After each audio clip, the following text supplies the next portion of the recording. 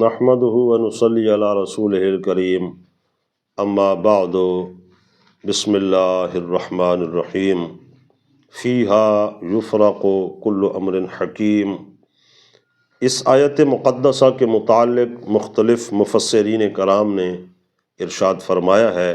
کہ اس سے مراد شعبان المعظم کی 15 کی رات ہے کہ اس میں اللہ تبارک و تعالی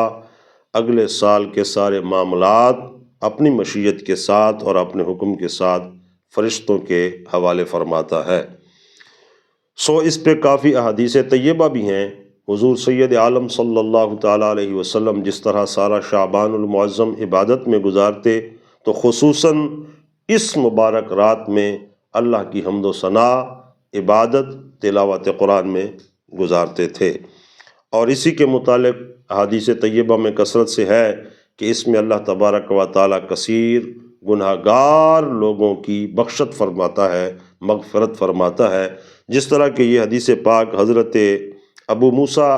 الاشعری رضی اللہ تعالیٰ عنہ کی ہمارے سامنے ہے۔ الرسول اللہ صلی اللہ علیہ وسلم قال ان اللہ لا یطلع فی لیلۃ النصف من شعبان، کہ شعبان المعظم کی 15 کی رات کو اللہ تبارک و تعالی متوجہ ہوتا ہے کائنات کی طرف، فَيَغْفِرُ لِجَمِيعِ خَلْقِهِ إِلَّا لِمُشْرِكٍ أَوْ مُشَاحِنٍ۔ آپ فرماتے ہیں، یہ ابن ماجہ کی حدیث پاک ہے کہ اس رات کے اندر اللہ تبارک و تعالی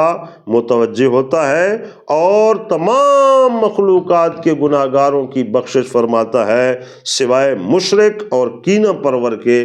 کہ جو شرک کرنے والا ہے اللہ تعالیٰ کے ساتھ کسی کو تو اللہ تعالیٰ اس کی بخشش نہیں فرماتا، اور جو دوسرے مسلمان بھائیوں کے ساتھ کینہ رکھنے والا ہے، دل میں میل رکھنے والا ہے، اس کی بخشش نہیں فرماتا۔ تو اس سے ایک تو یہ سبق ملتا ہے کہ یہ بخشش کی رات ہے، اس میں زیادہ سے زیادہ عبادت کی جائے، اور اس سے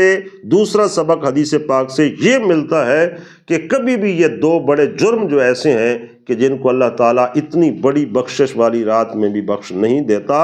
ان سے بچا جائے، ایک شرک اور دوسرا کینہ۔ اللہ تعالیٰ ان دونوں سے ہم سب کی حفاظت فرمائے۔